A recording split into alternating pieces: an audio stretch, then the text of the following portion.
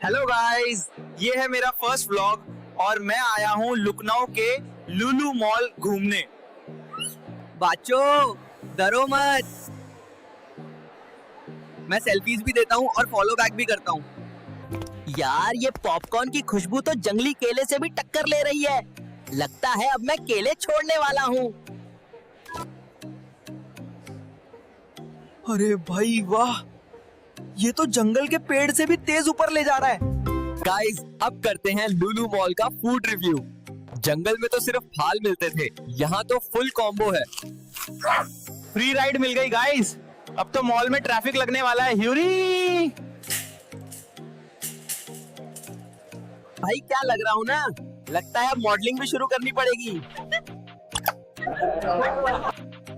अगर वीडियो पसंद आई हो तो लाइक करो, कमेंट करो और बनाना मत भूलना, मतलब सब्सक्राइब करना मत भूलना।